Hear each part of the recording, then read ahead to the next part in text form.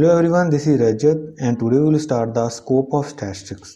तो आज हम करते हैं what is the scope of statistics. Statistics क्या स्कोप है। There are the three topics, the three points. Nature of stats, what is the nature, subject matter of stats and limitations of stats. इस lecture में हम ये तीन topics complete करेंगे।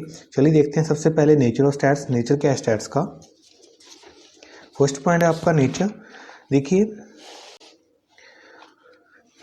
नीचे में क्या बोला गया है। Here the basic question is whether stats is science और एन आर्ट। कि जो स्टैट है आपका वो साइंस है या आर्ट है। Professor Tippett has rightly observed that stats is both science as well as an art. तो स्टैट्स को क्या बोला गया है, दोनों है, साइंस है as well as an art है। देखिए साइंस कैसे है। As a science stats is study numerical data in a scientific and systematic manner.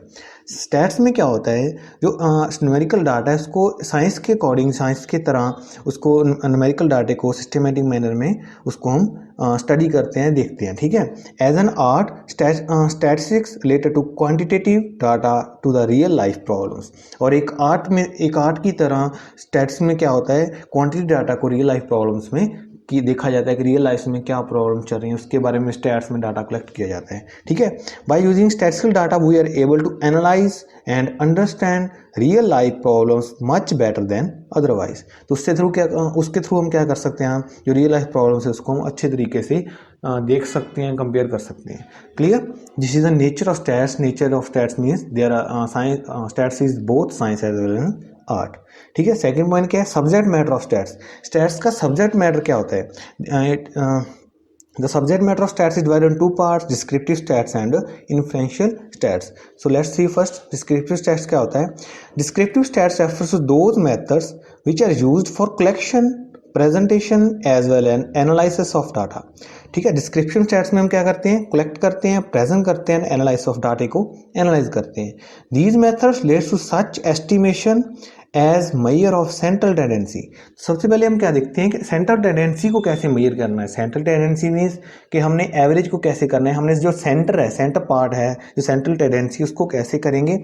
Average, mean, median and mode. There are three methods, mean है, median and mode, ठीक है। Measure of dispersion, dispersion हमने कैसे calculate करना है, mean deviation से, standard deviation. There are two methods.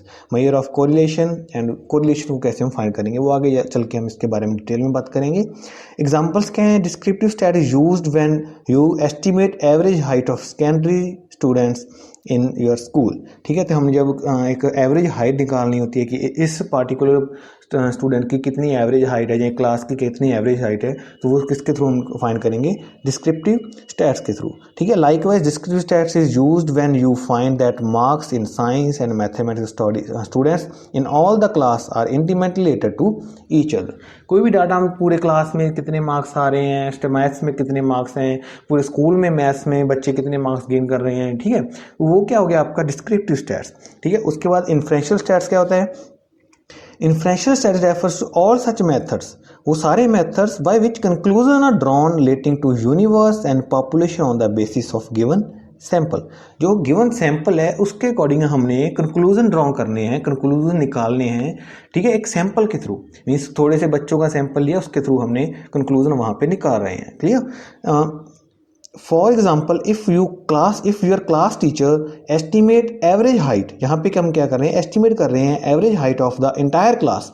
पूरी class का एवरेज हाइट हम इंटायर कर रहे हैं, एस्टिमेट कर रहे हैं on the basis of average weight of only a sample of, sorry weight को मेजर कर रहे हैं, estimate weight only on sample of student of a class. लेकिन वेट कैसे निकालेंगे उस एवरेज का, मीन्स पूरी क्लास का वेट कैसे निकालना है। थोड़े से बच्चों का हमने सैंपल लिया, मीन्स 5-4 बच्चे लिए हमने, रैंडमली 5-4 बच्चे उठाए, उनके वेट हमने मेजर किया। वेट करने के बाद हमने देखा कि इन बच्चों का वेट इतना है, उसके अकॉर्डिंग हमने पूरी क्लास का, इंटायर क्लास का हमने वेट क्या किया, एस्टिमेट कर लिया कि पूरी क्लास का इतना वेट है, ठीक है। सैंपल के through it is use inferential study. इसको क्या बोला गया, इन्फ्रेंशियल स्टैटिस्टिक्स। क्लियर। डिस्क्रिप्टिव में क्या करना है, पूरे क्लास का मीन्स पूरा हम देखेंगे कि कितना है, लेकिन इन्फ्रेंशियल में हम सिर्फ गिवन सैंपल है उसके अकॉर्डिंग हम काम करेंगे। आई होप दिस इज क्लियर। इसके बाद हम करते हैं सेकंड टॉपिक। सेकंड टॉपिक क्या है, इसके बाद लिमिटेशन ऑफ स्टैट्स। तो स्टैट्स के आपको बेनिफिट्स बता दिए गए, स्टैट्स हमारे क्या काम आता है, वो देखते हैं स्टैट्स के क्या लिमिटेशंस हो सकते हैं।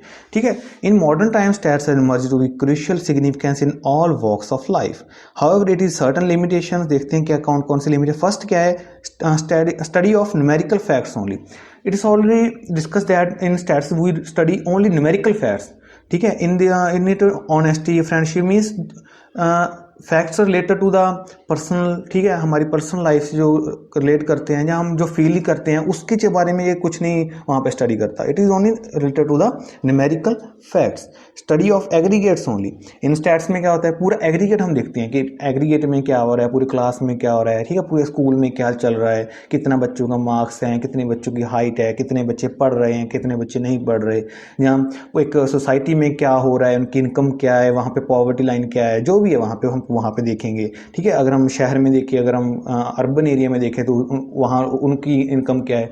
मीन्स हम पूरा एग्रीगेट में बात करते हैं, टोटल में बात करते हैं। ठीक है, वहाँ के एक सिंगल इंडिविजुअल के बारे में बात नहीं किया जाता कि एक सिंगल इंडिविजुअल क्या कमा रहा है, क्या खा रहा है, उसके बारे में हम यहाँ पे स्टैट्स में बात नहीं करेंगे। It is related to the aggregates. ठीक है, देखिए examples, it mean stats that your class teacher earn 50,000 per month. अब जब हम ये थोड़ी ना देखेंगे कि हमारा क्लास टीचर है, अगर वो 50,000 पर मंथ कमा रहा है, अर्न कर रहा है, तो दिस इज नॉट स्टैट्स। अगर हम ये देखते हैं, it subject matter if we study income of school teacher across all the part of country. इस पूरी कंट्री में जो स्कूल टीचर्स हैं वो कितना कमा रहे हैं, कितना अर्न कर रहे हैं, that is the stats.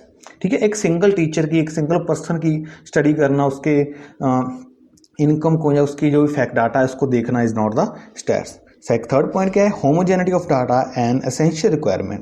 Means data homogeneous होना चाहिए। To compare data it is essential that data uniform in quality. Means जो भी हम डाटा कंपेयर कर रहे हैं, ठीक है, वहाँ पे एक होमोजेनिटी होनी चाहिए, मीन्स सेम होना चाहिए। देखिए डाटा ऑफ डिवर्स क्वालिटी, जो भी डिवर्स क्वालिटी का है या काइंड्स का है, can not be compare. For example देखिए, मान सकते हैं हम कि कोई भी डाटा है, हमने कह दिया कि 10th क्लास के जो बच्चे हैं उनकी हाइट इतनी है। ठीक है, जो भी हाइट है उसके बाद हमने +1 बच्चे के क्लास के बच्चे देख रहे हैं और उनका वेट चेक कर रहे हैं। ठीक है, 10th के हमने हाइट देखी, +1 के हमने वेट देख रहे हैं, तो इन दोनों का हम कंपेयर कर सकते हैं कि 10th के हाइट ज़्यादा है और +1 की वेट कम है या कुछ भी है। मीन्स दोनों डाटे एक दूसरे से कंपेरेबल होने चाहिए, एक दूसरे से रिलेट करने होने चाहिए। ठीक है, होमोजेनिटी होनी चाहिए। मीन्स डाटा जो भी हम कंपेयर कर रहे हैं या जो भी डाटा हम कलेक्ट कर रहे हैं वो सेम होना चाहिए। Clear. Results are true only on an average. जो भी रिजल्ट्स हम निकालेंगे, जो भी हम अपना कंक्लूजन निकाल रहे हैं, रिजल्ट्स हो रहे हैं, वो एवरेज में ट्रू होते हैं। देखिए, most statistical findings are true only on as average. They express only the broad tendency, likewise the law of natural science. Statistical observation are not error free, they are not always valid under all conditions. For instance, it is said that per capita income in India.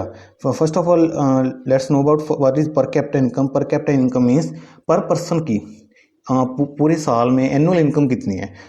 in India is 50,000 per annum. It does not mean that the income of each and every person is 50,000 per annum. Some may have more and some may have less.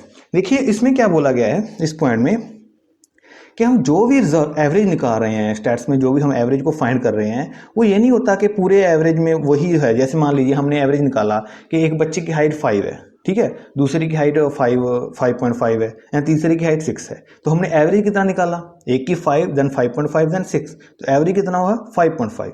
Clear. लेकिन ये हमने ये select कर दिया कि जो +1 के बच्चे हैं उनकी हाइट 5.5 है, लेकिन ये तो नहीं हो सकता ना कि हर बच्चे की जो हाइट है वो 5.5 ही हो। Clear, this is only average.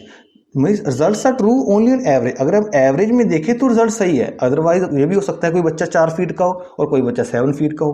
Clear, तो एवरेज में हमारी हाइट कितनी है 5.5। I hope this is clear. Then fifth point क्या है, विदाउट रेफरेंस रिजल्ट्स में प्रूव टू बी रॉन्ग। बिना रेफरेंस के जो हम रिजल्ट्स निकाल रहे हैं वो क्या हो सकते हैं, गलत भी हो सकते हैं। कैसे, जैसे इन्होंने एग्जांपल देके बता गया है। मान लीजिए एक जो कंपनी है उसकी इनकम 1 लाख, ठीक है, मीन्स पिछले साल की 1 लाख, दिस ईयर के 2 lakh and next year means 3 साल की इनकम उन्होंने बता दी कि फर्स्ट ईयर में उसने 1 लाख कमाया, देन उनकी income 2 lakh then 3 lakh. Clear. एक और ए कंपनी के, अब बी कंपनी उन्होंने बताया कि एक की 3 लाख, ठीक है, then 2 lakh, then 1 lakh.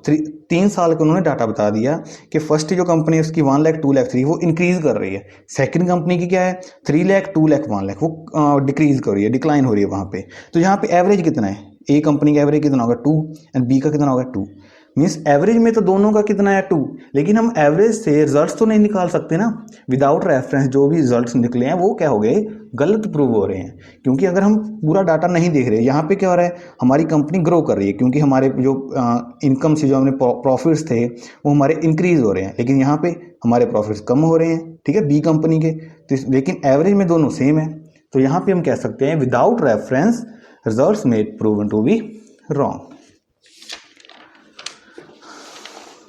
Then 6th पॉइंट, can be used only by the experts. जो भी हम डाटा कलेक्ट करते हैं the stats that can only be used by the experts, इसको मीन्स जिसको स्टैट्स के बारे में नॉलेज है, इंटरेस्ट है, सिर्फ उस वही पर्सन स्टैट्स के डाटे को कलेक्ट करके उसको यूज़ कर सकता है, ठीक है। विदाउट जिसको नॉलेज ही नहीं है कि व्हाट इज स्टैट्स क्या होता है, उसमें कैसे डाटे को यूज़ करना है या कैसे उसको शो करना है, उस डाटे को वहाँ पे मीन्स गलत यूज़ कर सकता है या इसको अच्छे तरह से वहाँ पे यूज़ नहीं कर सकता। Stats can be only used by those person who have special knowledge of stats methods, जिसको स्टैट्स के मेथड्स के बारे में अच्छी नॉलेज है, सिर्फ वही इस डाटे को यूज़ करेगा ना, विदाउट नॉलेज हम इस डाटे का कुछ नहीं कर सकते, ठीक है। 7th पॉइंट क्या है, प्रोन टू मिसयूज, और जो स्टैट्स में डाटा है अगर वो गलत हाथों में जाता है तो उसका मिसयूज भी किया जा सकता है। Misuse stats is very common, stats are used to support a pre drawn conclusion even when it is absolutely false. Clear, जो भी डाटा है मिसयूज किया जा सकता है without any knowledge, without any means गलत इंटेंशन से अगर डाटा कलेक्ट कर रहे हैं या गलत इंटेंशन से डाटा कलेक्ट किए को मिसयूज किया जा सकता है। I hope all 7 points are clear. So in this video this is sufficient, if any doubt then tell me, ठीक है। सिंपल है, कुछ नहीं है। हमने सबसे पहले क्या किया, नेचर स्टैट्स का it is a both science and art, and subject matter descriptive stats में क्या किया है, मीन्स हमने पूरा डिस्क्रिप्टिव में वहाँ फाइंड करना है, इन्फ्लुएंशियल हम सैंपल के थ्रू वहाँ पे डाटे को कलेक्ट करेंगे। और लिमिटेशंस क्या है डाटे की, स्टैट्स में लिमिटेशंस क्या होती है, सिर्फ न्यूमेरिकल फैक्ट्स को ही वहाँ पे स्टडी करता है, नथिंग एल्स। सिर्फ एग्रीगेट्स में बात करता है, इंडिविजुअल की बात वहाँ पे नहीं की जाती। होमोजेनिटी है, मीन्स हम डाटे को होमोजेनियस ही कलेक्ट कर सकते हैं, हम अलग अलग डाटा वहाँ पे नहीं ले सकते। अगर हम वेट कलेक्ट कर रहे हैं तो वेट ही देखना पड़ेगा, अगर हम इनकम देख रहे हैं तो इनकम ही देखनी पड़ेगी वहाँ पे, ठीक है। होमोजेनियस होनी चाहिए, अलग अलग डाटे को वहाँ पे हम कलेक्ट नहीं कर सकते। Results are true only on average, सिर्फ एवरेज में रिजल्ट ट्रू बताता है, ठीक है। अगर एवरेज में सही है तो रिजल्ट सही है, otherwise these are wrong. Then 5th point क्या है, विद रेफरेंस रिजल्ट्स में प्रूव रॉन्ग। अब विदाउट रेफरेंस, विदाउट रेफरेंस के बिना जो भी रिजल्ट्स निकाल रहे हैं वो रॉन्ग हो सकते हैं, ठीक है। एंड 6th पॉइंट, इस डाटे को सिर्फ एक्सपर्ट यूज़ कर सकते हैं, ठीक है। एंड इस डाटे का मिसयूज़ भी किया जा सकता है या मिसयूज़ भी होता है। I hope all points are clear, ठीक है। This is sufficient, thanks and have a nice day.